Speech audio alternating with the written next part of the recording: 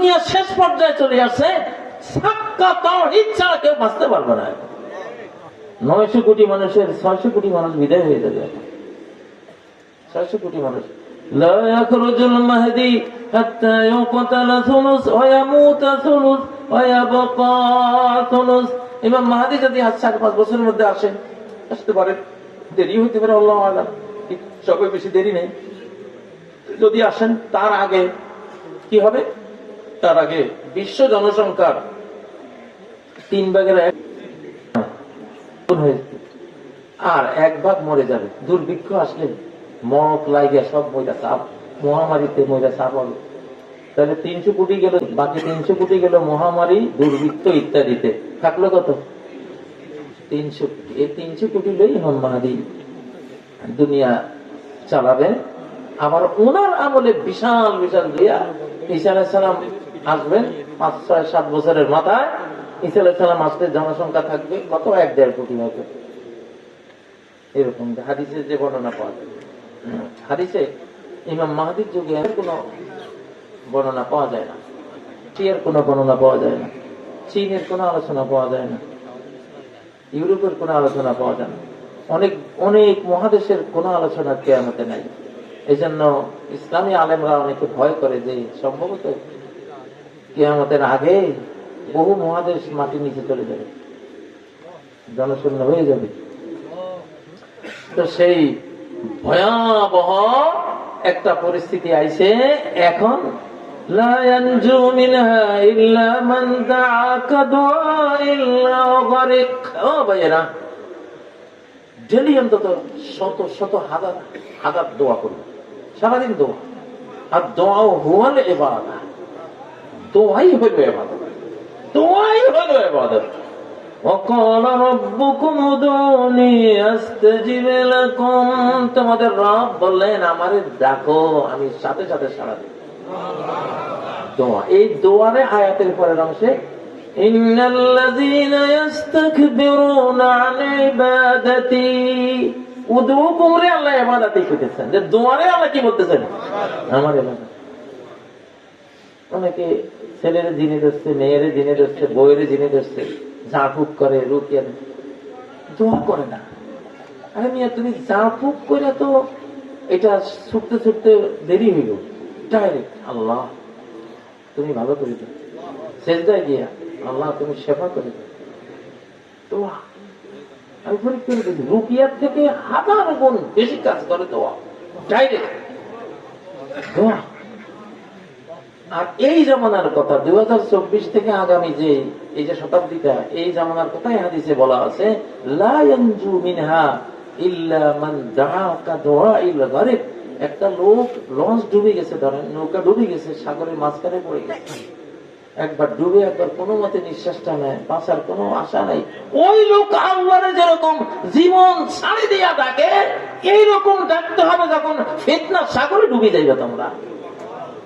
চারদিকে পাপের ফিতনা ফাসাদ এগুলি যখন সমাজে ছড়াবে, ওই রকম দোয়া ছাড়া বাঁচতে এটা দোয়ার খুব বেশি করে দোয়া করবে, সারা দিন দোয়া করবেন। আল্লাহ আল্লাহ আমার সুস্থ রাখ, আল্লাহ আমার ছেলেটাকে ভালো রাখ, আল্লাহ আমার মেয়েটাকে হেদায়েতের উপর রাখ, আল্লাহ আমার স্ত্রীকে তুমি হেদায়েতের উপর রাখ, আল্লাহ রিজিক দাও, আল্লাহ আমার বড় গুনাহগার মাফ করে দাও, আল্লাহ মৃত্যুর সময় ঈমান দিয়ে দাও, আল্লাহ আল্লাহ তুমি আখিরাতে আমার ডান হাতে আমলনামা দিও, আল্লাহ আল্লাহ আলিম ওলামার সাথে হাসর করে দিও, আল্লাহ ঠিক না?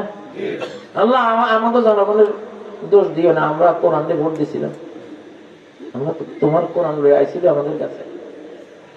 আমরা চিন্তা করছি কিয়ামতের ময়দানে যখন আল্লাহ জিজ্ঞাসা করব 2026 সালে আমার কোরআনের পক্ষে ভোট চাইয়া তোর কাছে গেছিল, ভোটটা দিছিলি নি? আল্লাহ আমরা দিছিলাম, আমরা ডরাইছি আপনাকে, আমরা কোরআন দিয়ে বেইজ্জতি করি না। কারণ ফলাফল কি হয়েছে আপনি জানেন, কিন্তু আপনি আমাদের এই জন্য গুনাহ দিয়ে না, আমরা চেষ্টা করছি। আলহামদুলিল্লাহ, বাংলাদেশের জনগণ ইনশাআল্লাহ কামাল তনে কামাল কিয়া ভাই, এটা অনেক বড় কাজ করেছেন ইনশাআল্লাহ। আপনারা আল্লাহর কাছে সেফটি পাবেন। আমরা সাক্ষী, মাওলানা মাহবুবরা সাক্ষী, এই জনগণ কিন্তু কোরআনকে চাইছে, ঠিক না? যাই হোক, তারপরে ফলাফল যা হয়েছে সেটা আল্লাহ করেছেন। আল্লাহ সেটা যেটা ভালো মনে করেন যেটা করেছেন। এখন কেউ ইসলামী রাজনীতি করে কোরআনের পক্ষে নিছে, কেউ বাংলাদেশের জন্য রাজনীতি করে, তারাও ভোট চেয়েছে, পেয়েছে। দুই দল মিলে ঐক্যবদ্ধ ভাবে এই মুসলমান দেশটা চালাইতে হবে, ঠিক না? আমরা চাই না কোন রকমের কোন আমাদের মধ্যে কোন দ্বন্দ্ব, আমরা চাই না, ঐক্যবদ্ধ থাকতে হবে। কারা কারা রাজি? লিল্লাহে তাকবীর, লিল্লাহে তাকবীর। ও ভাইরা, আগুন দিয়ে আযাব দেয় আল্লাহ, আগুন দিয়ে মানুষকে আযাব দেওয়ার অধিকার নেই। না তো আযযিবু বিআযাবিল্লাহ। এক সাহাবী সৈনিকদেরকে কি জানি অর্ডার দিয়েছিলেন, মানে নাই, পরে উনি রেগে গিয়ে বললেন আগুন জ্বালাও। সাহাবীরা সৈনিকরা আগুন জ্বালাইছে, প্রবেশ করো আগুনে।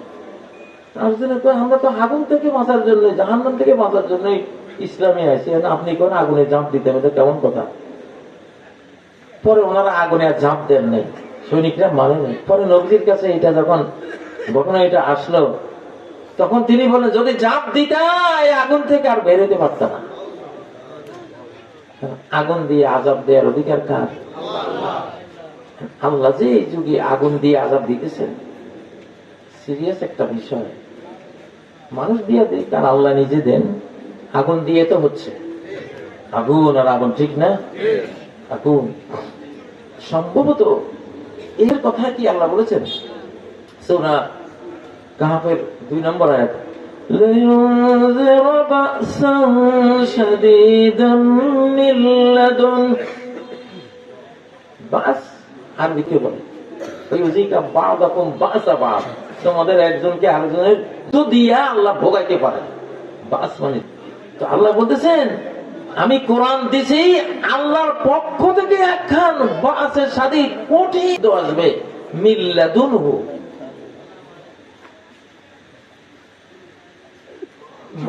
ইমাম হযরত খিজির আলাইহিস সালামের পরে আল্লাহ সূরা কাহফের মধ্যে বলছেন আতাইনাহু রাহমাতাম মিন ইনদিনা, আমি মিন ইনদিনা আমার কাছ থেকে খিজিরকে আমি রহমত দিছি। কি দিছি? খিজির আলাইহিস সালামকে দয়া মায়া দিছি। ওই যে পোলাইটা মেরে বলছে খিজির আলাইহিস সালামে, ওটা নিষ্ঠুরতা না, ওটা দয়া। কি দয়া? এটারে এখন না মারলে এটা বেঈমানি করি এমন মরা মরবো যে মরার কোনো শেষ নাই, উনি জাহান না, ঠিক না? তো এই বড় অনন্ত মরণ, মরেও না বাঁচেও না, মরেও না বাঁচেও না, চিরকাল এরকম আযাব গজবে থাকাচ্ছে। এখন একটু একদিন ফেলে যে 1 সেকেন্ডে মরে গেছে, ঈমান হয়ে চলে গেছে, নিষ্পাপ শিশু জান্নাতে যাবো, ঠিক না? তো সেখানে আল্লাহ বলতেছেন আতাইনাহু রাহমাতাম মিন ইনদিনা, আমার কাছ থেকে একটা রহমত দিছি। আচ্ছা, এরপরে আয়াতে করেন পরের অংশে ওয়াল্লামনাহু মিন লাদুন্না ইলমা। মিন লাদুন্না, লাদুন্না আর ইনদিনা একই অর্থ। ইনদিনা আমার কাছ থেকে, লাদুন্না আমার কাছ থেকে। কিন্তু লাদুন্না আর ইনদিনার মধ্যে পার্থক্য থাকে, একটা পার্থক্য আছে। ইনদিনা মানে আমার আওতায় আছে, কিন্তু আমার হাতের মুঠে থাকা দরকার নেই, আমার একদম সন্নিকটে থাকা দরকার নেই, আমার মালিকানায় আছে, আমার কাছে আছে, আমার কাছে আছে।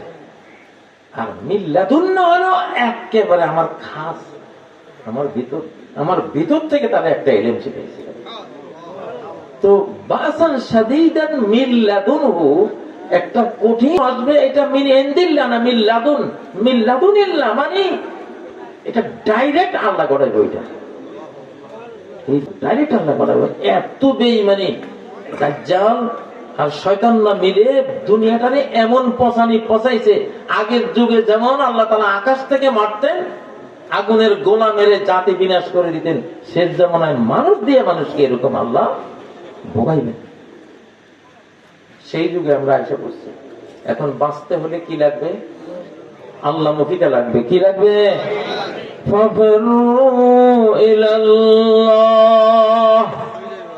পালাও তোমরা। কার দিকে?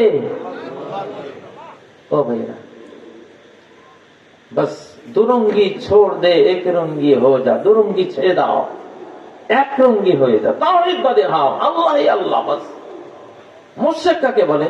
যে আল্লাহরও সিজদা দেয়, পীর সাহেবেরও সিজদা দেয়, এটা হলো মুশরিক। আর কাফের কারে বলে? কারো করে সিজদা দেয় না, ওই যে ইবাদতই করে, এটা কাফের। কিন্তু মুশরিক কে? যে আল্লাহরও সিজদা করে, নামাজও পড়ে, আবার মাজারে গিয়ে আসেনি বাংলাদেশে, কিন্তু সে মসজিদে গিয়ে আল্লাহরেও, যে আল্লাহকেও সিজদা দেয়, পীর সাহেবেরও কি সিজদা দেয়, মসজিদে গিয়ে আল্লাহর সিজদা দেয়, মাজারে গিয়ে মাজারকে সিজদা দেয়, কাউকে বঞ্চিত করে না। খাজা বাবার দরবারে কেউ ফিরে না। হ্যাঁ, तुम मस्जिद में नमाज पढ़ो, होटल में शराब भी पियो, ताकि अल्लाह तुम पर राजी रहे, शैतान भी नाराज ना हो। এটার কাজ মুশরিক। এটার কয় কি? মুশরিক। যে আল্লাহর কাছে দোয়া করে, মুর্দের কাছেও গিয়ে দোয়া করে। আল্লাহ নেই বলে আল্লাহ নির্বাচনে যাওয়া। আবার শাহজালালের মাজারে কয়, শাহজালাল বাবা তোমার দরবারে আসছি, আমার একটু খেয়াল রাখো। তাহলে যে আল্লাহর কাছে দোয়া করে, আবার গায়রুল্লাহর কাছেও কি দোয়া করে, এটা কি কয়?